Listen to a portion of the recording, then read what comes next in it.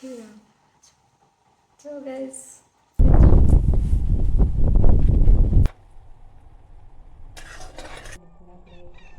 અહીંયા અહીંયા અહીંયા બાળકો ઉભા રહ્યો.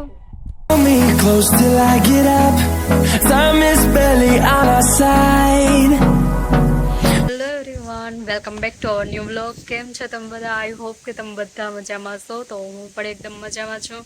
પાછળ જઈ શકો છો કેટલો મસ્ત પવન આવે છે ને એક બાજુ તડકો આવે છે.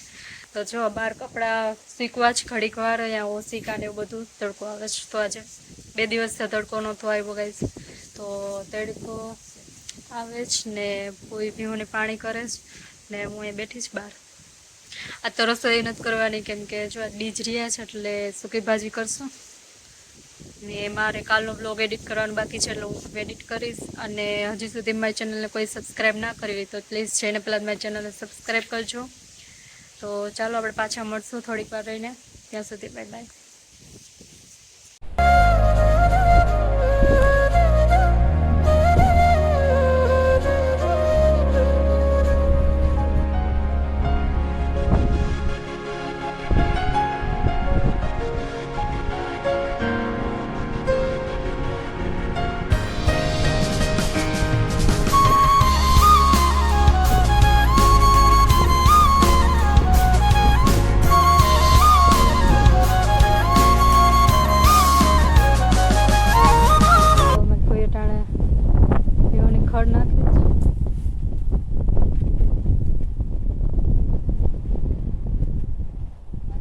હેઠું નાખી દીધું.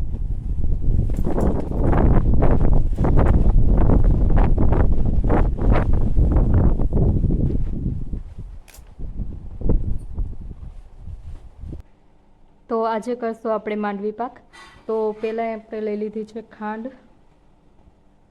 અને ખાંડ બુડે એટલું આપણે પાણી લેશું. કોઈ પણ ચાસણી લેવી હોય તો ખાંડ બુડે એટલું જ પાણી નાખવાનું. પછી તેને ધીમે ધીમે આવી રીતે હલાવતું રહેવાનું. જોઈ શકો છો આપણી ચાસણીને આપણે લેવાની છે 1 તાર જેવી ચાસણી.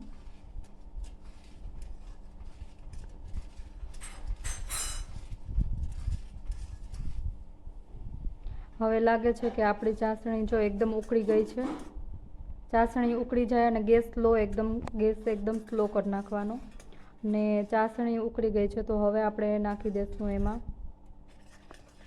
માંડવીના બીનો ભૂકો.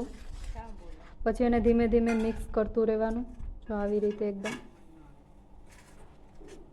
મિક્સ થઈ જાય એટલે આવી રીતે સરખું હલાવી અને પછી તેમાં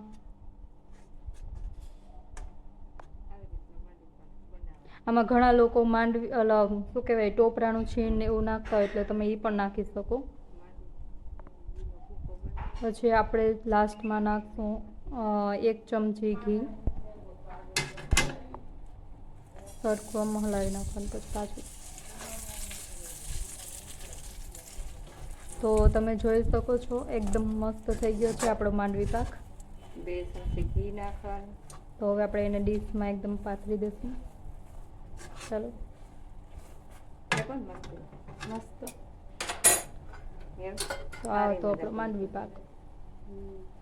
એવરીવન, તો અત્યારે વાગ્યા છે 5:30 અને આજ બીજ હતી તો ફૂઈ કંડોળે લીબેવન મંદિરે હાલીને ગયા હતા. તો એ આવતા રહીએ ઈ દર બીજે હાલીને જાય છે.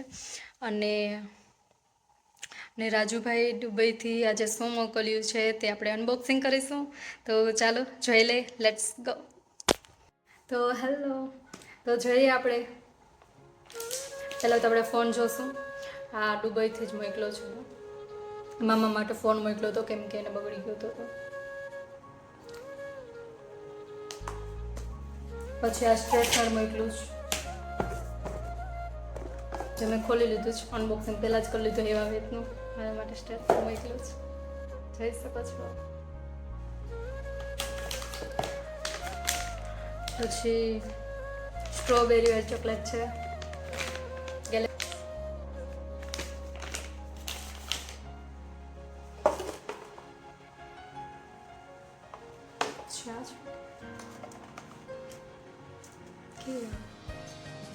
So guys, ચલો તમારા માટે પણ એક ચોકલેટ છે. હાલો guys. અને પછી ત્યાંનો ફેમસ ખજૂર હોય ને એક ખજૂર હજી આપણે અનબોક્સિંગ નથી કરવાનું. તો ખજૂરનું અનબોક્સિંગ કરશું આપણે.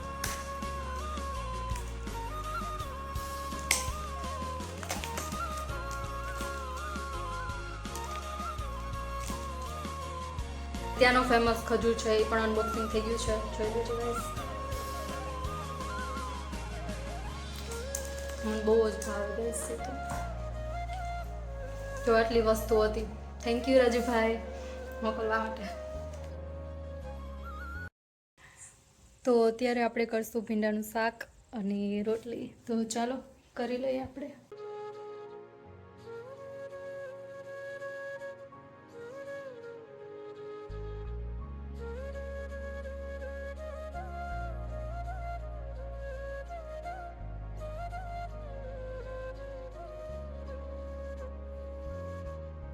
જો ગાઈઝ અહીંયા રોટલી થાય જ અને જે વાટ જોઈને બેઠા.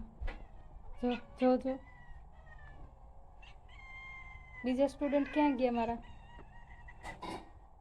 ઈ આવે એ જો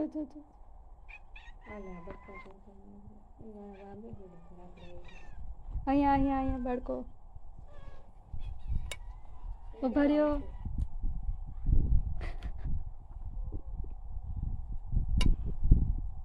એ ગધી વાંથી જ આવે થોડે.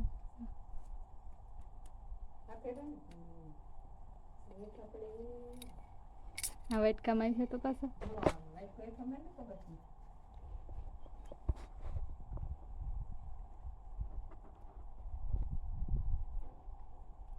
ફેમિલી છે આખી ફેમિલી પેક.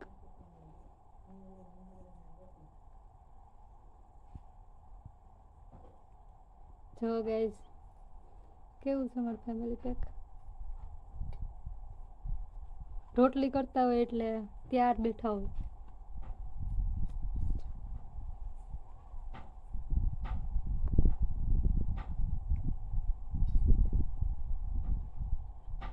તો અત્યારે રસોઈ થઈ ગઈ છે.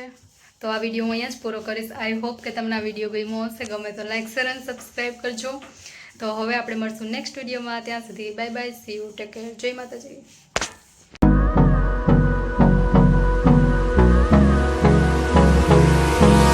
Hold me close till I get up. Time is barely on our side.